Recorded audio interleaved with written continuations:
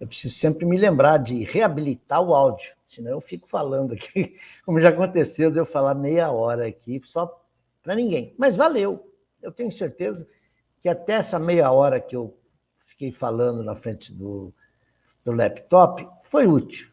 Há espíritos que nos ouvem, com certeza. Muito bem, eu abri aí o tema, contagiei vocês com a minha fala, espero, e quero entrar logo aqui no Livro dos Espíritos e nessas perguntinhas para abrir a live. Somos todos iguais perante Deus? Somos ou não somos? É a escravidão contrária às leis divinas? Ou melhor, escravizar é algo contrário, que contraria as leis divinas? Eu podia ter escrito melhor isso. Os desafios atuais para erradicar preconceitos de raça, cor, sexo, origem, religião. Vamos lá? Vamos. Eu coloquei aqui, logo de cara, um slide que é uma reprodução do que está na parte terceira do Livro dos Espíritos, que trata das leis morais.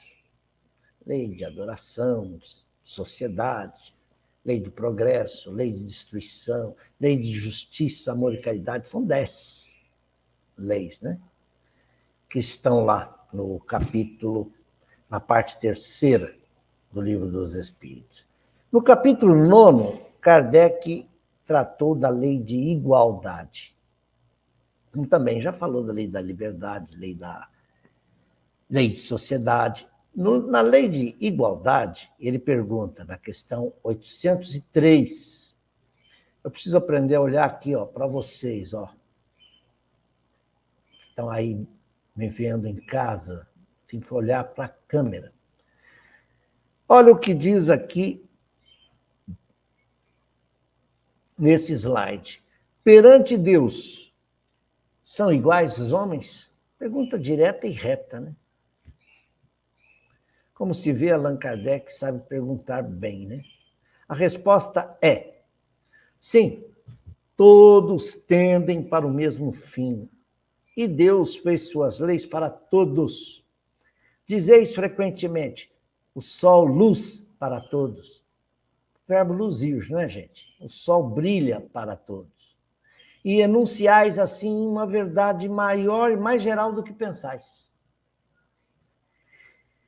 Nessa frase, o sol brilha para todos, vale dizer, Deus é para todos.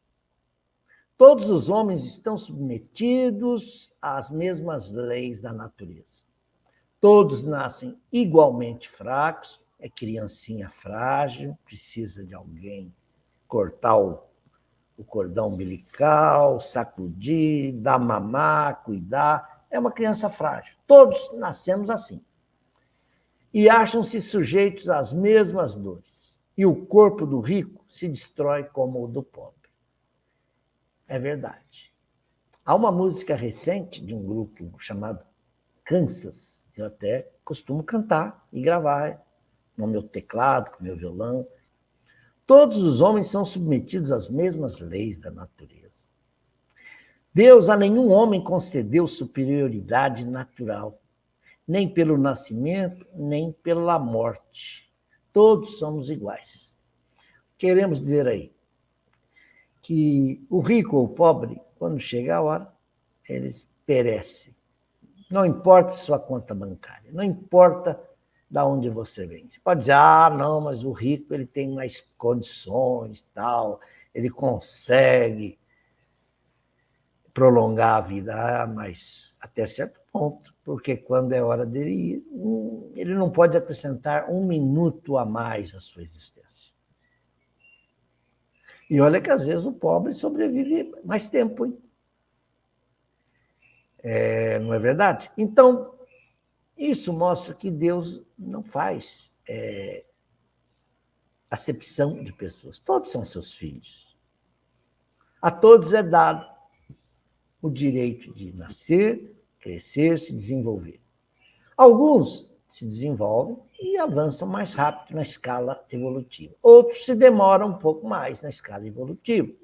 E disso resulta uma diferença nas habilidades entre os espíritos. Mas vejam que aí a diferença, a hierarquia é de ordem moral. Não tem nada a ver com raça, com cor, origem. Mas pode-se aventar aqui, e alguém vai querer colocar isso, mas um povo aborígene, lá da Austrália, ainda é primitivo, está no período de barbárie, claro. Aí são espíritos recém-chegados ao reino hominal, estão fazendo a sua escala. É muito provável que eles, como tem ocorrido, que eles entrem em contato com as raças que estão mais avançadas e disso resulta o progresso para eles também. Ué. Assim tem sido. Há uma solidariedade entre as raças. Vejam, 2.000 anos atrás, 3.000 anos atrás, os egípcios eram avançados em várias áreas. Os gregos, avançados em cultura, em estética, filosofia. O helenismo, que é a cultura dos gregos, se espalhou para todo o Ocidente. Contribuição.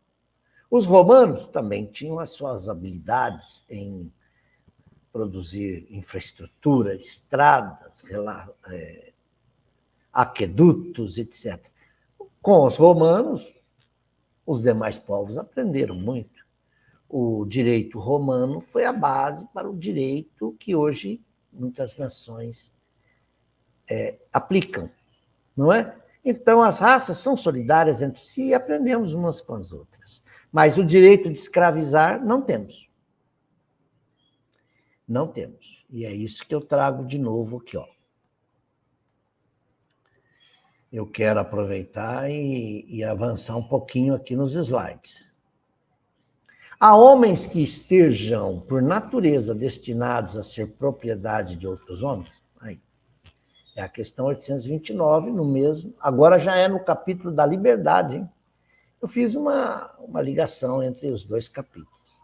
Porque lá atrás, quando nós falamos de uma raça inferior à outra, eu disse que pode ocorrer, uma mais adiantada, outra menos, uma mais civilizada, outra está nos primeiros degraus da civilização, sim, mas o direito de escravizar a raça menos evoluída, isso não é de Deus.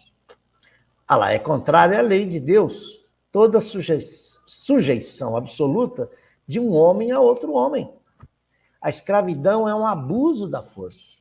Desaparece com o progresso, como gradativamente desaparecerão todos os abusos. De fato, os gregos,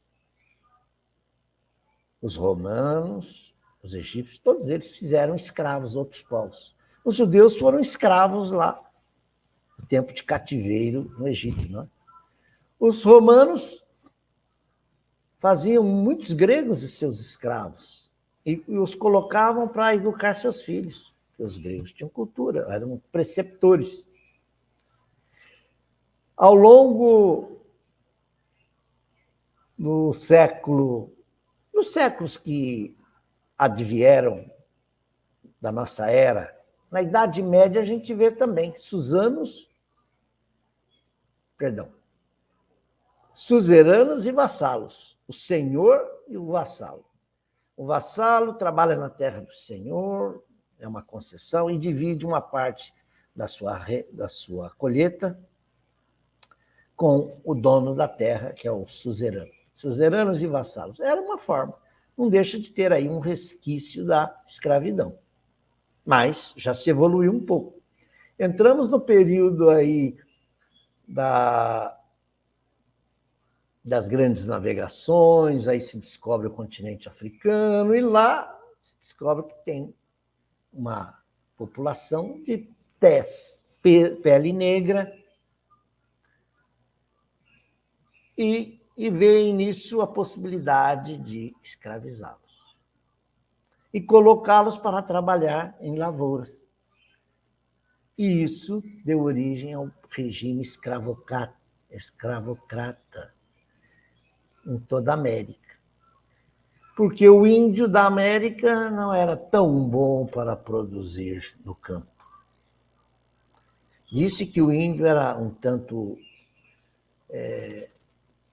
ocioso,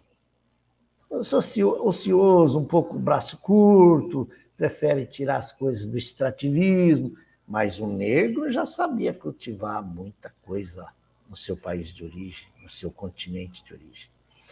E o branco, se valendo da sua cultura, da sua experiência tecnológica, em navegação, em armas, subjugaram os negros, trazidos ou do sul da África, ou da África setentrional, da Costa do Marfim, do Congo, ou mais do sul. Os negros foram sendo transportados por navios, acorrentados, já sofrendo, já desde a viagem, uma série de hostes. Os negros chegavam aqui e já eram distribuídos para os senhores de engenho, que plantavam cana, ou que plantavam algodão, ou aquilo que estivesse mais no interesse do mercado europeu. O negro começou a trabalhar, então, na lavoura, sob condições tais que só lhe permitiam comer para não morrer. Eles tinham direito a comer e beber, dormir. No Brasil, nós temos a história da senzala e a casa grande, a distinção social, né? O negro cresceu servindo ao seu senhor, branco. Há muitas histórias que envolvem aí esse período de escravidão. A gente vê, tanto no Brasil quanto nos Estados Unidos, que período, hein? Período. Mas vejam, a humanidade avançou. E aqui na América, vários países foram abolindo o regime escravagista ou escravocrata. O Brasil se demorou muito. Foi o último da América do Sul a assinar a Lei Áurea com a princesa Isabel em 13 de maio de 1888. Há uma desculpa aí para o Brasil ter demorado um pouco mais, porque tendo uma população muito maior do que a dos países vizinhos, o desastre com a abolição poderia ser ainda mais penoso para o negro. Ele ganha liberdade e não tem nem onde ficar. Eu tenho lido um pouco sobre D. Pedro II, o imperador, e ele tratou bem os negros. Ele alforriou muitos negros quando era possível fazer.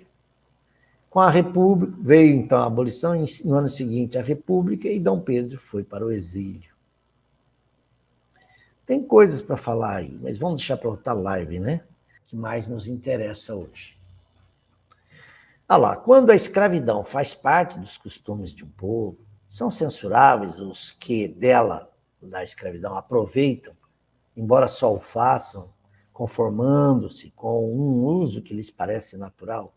Ou seja, um fazendeiro diz, não, aqui todas as fazendas usam mão de obra escrava, eu não estou fazendo nada que contraria a lei do meu país. Tá bom. O mal é sempre o mal. Nem por isso ele deixará de estar transgredindo uma lei divina. E não há, então, sofisma, disfarce que se torne boa uma ação que é má na sua essência. A responsabilidade, porém, do mal é relativa aos meios de que o homem disponha para compreendê-lo. Eu abri aí uma reticência, é um trecho que eu suprimi, para não ficar muito grande a resposta. Entretanto, desde que mais desenvolvida e, sobretudo, mais esclarecida uma sociedade pelas luzes do cristianismo, a razão mostra que o escravo, mostra ao homem que aplica a escravidão, mostra a ele que o escravo é um igual a ele mesmo. É um seu igual, é meu igual. Ele é meu igual perante Deus. E nenhuma desculpa mais ele tem.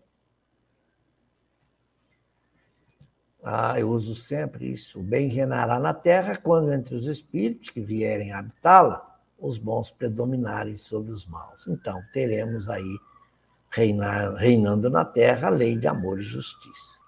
Eu quero agora comentar um pouco mais sobre o racismo, né? Eu tive que falar de escravidão porque na escravidão está embutido uma ideia de que o outro é inferior e ele pode trabalhar para mim. Nós não fazemos isso com os animais domésticos?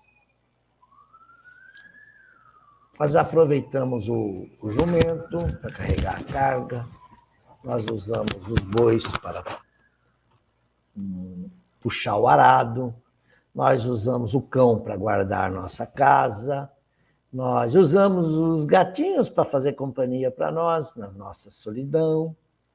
Nós colocamos os passarinhos nas gaiolas para a gente só ficar contemplando a sua plumagem linda ou para ouvir o seu canto, se é que eles cantam na gaiola, né? Cantam. Canta, triste, mas canta. Mas vejam, até nisso nós estamos abolindo certos abusos. Quando se alguém tem informação de que há maus tratos de animais, nós temos que denunciar. Então é assim. Quando nós vemos uma tourada, que sentimento lhe vem à cabeça? É o toureiro que é o irracional ali. Eles vão provocando o touro. O touro, ele vê um pano vermelho, corre para cá e leva uma espetada no dorso, outra espetada, até agonizar e cair. E o público aplaude. Então, meus irmãos espanhóis, a quem nós devemos tanto na divulgação do espiritismo do século XIX. Então, eu vejo que essa luta do Vini Júnior contra os seus adversários encardidos, né? Eu quero dizer ao Vini, continue jogando o seu futebol e fazendo muitos gols. E sambe bastante a cada gol. Mas veja, por trás de tudo isso você tem aí uma missão, com M minúsculo, mas é uma missão. Você é porta-voz de muitos jogadores negros que estão aí na Europa jogando futebol, que vêm da Europa, da África, norte da África, ou estão vindo do Brasil. E não só pelos negros, pelos asiáticos, pelos latinos em geral, que são também objeto de discriminação social. Vá, tome a palavra, faça uso dos seus meios, das suas redes sociais e diga: o que há debaixo da minha pele é sangue igual o teu, do branco. Ora, nosso sangue é igual, nossos órgãos funcionam do mesmo jeito.